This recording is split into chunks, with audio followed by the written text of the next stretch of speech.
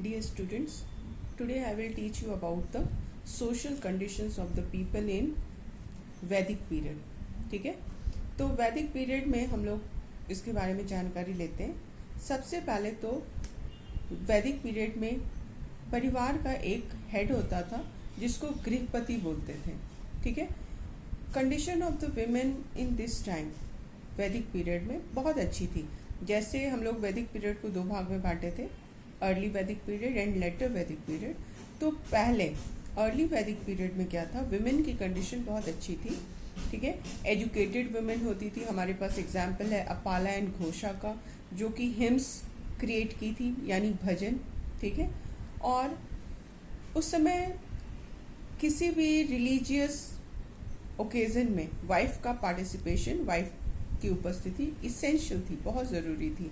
जैसे रामायण में हम लोग को याद है कि जब भगवान राम अश्वमेध यज्ञ के बाद पूजा कर रहे थे, यज्ञ कर रहे थे, तो उस समय सीता की स्वर्ण मूर्ति को वो बैठाए थे. दूसरी शादी करने के बजाय सीता की स्वर्ण मूर्ति को बैठाया गया था, क्योंकि पत्नी का यज्ञ में या किसी भी रिलीजियस सेरेमनीज में पार्टिसिपेशन बहुत इम्पॉर्टेंट था.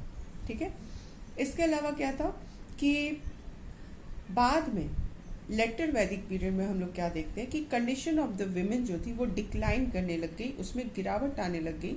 जैसे सोशल लेवल्स की एंट्री हो गई, सती प्रथा, बाल विवाह, जिसको हम लोग चाइल्ड मैरिज कहते हैं. तो ये सारी जो प्रॉब्लम्स है वो सोसाइटी में आनी शुरू हो गई. ठीक है, तो इसके वजह से क्या हो गया, स्टेटस ऑफ द विमेन वो था ऑब्वियस है कि उसमें डिक्लाइन आ गया. फिर हम लोग क्या देख रहे हैं कि सोसाइटी 4 वर्ण व्यवस्था में डिवाइड हो गई, वर्ण सिस्टम.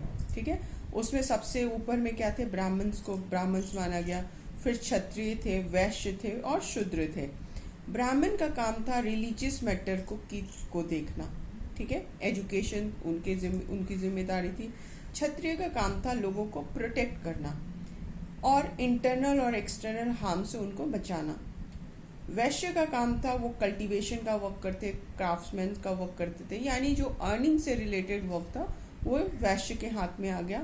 और शूद्र जो थे वो लेबर क्लास माना गया, जो कि बाकी लोगों को अपनी सर्विस प्रोवाइड करते थे. ठीक है, इसके अलावा शुरू में जो अर्ली वैदिक पीरियड है उसमें मिंगलिंग यानी मिक्सिंग अलाउ थी लोगों के आपस में.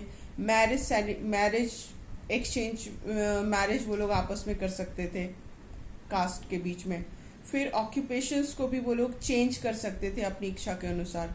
लेकिन लेटर वैदिक पीरियड में अब ये सारा कुछ वर्ण सिस्टम जो वो हेरिडिटरी हो गया, यानी ब्राह्मण का बेटा ब्राह्मण, क्षत्रिय का बेटा क्षत्रिय, शूद्र का बच्चा शूद्र ही कहलाएगा. ठीक है, अब वो न तो आपस में शादी कर सकते हैं, न वो अपने ऑक्यूपेशन को चेंज कर सकते हैं, न वो आपस में मिक्स हो सकते हैं, मिंगल हो सकते हैं. तो ये सारी प्रॉब्लम हम लोग को लेटर वैदिक पीरियड में देखने को मिलती है. ठीक है, तो अब कास्ट सिस्टम जो है वो रिजिड हो गया, फिक्स्ड हो गया. अब उसमें चेंज बहुत मुश्किल हो गया.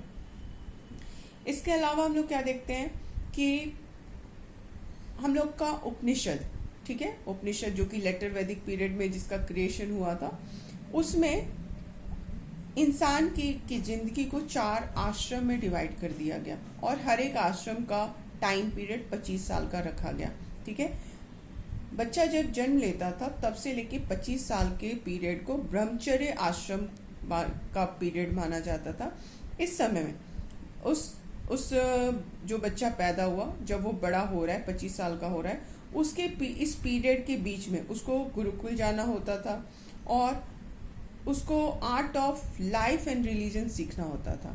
कैसे जीना है, कैसे जीवन यापन करना है, कुशलता, मतलब ढेर सारा स्किल्स, और ये सारी चीज़ उसको रिलीजन से रिलेटेड उसको लर्न करनी होती थी. इसके बाद का टाइम अगला 25 साल तक तो वो ब्रह्मचर्य आश्रम में रहा. सेकेंड स्टेज जो थी वो गृहस्थ आश्रम की थी.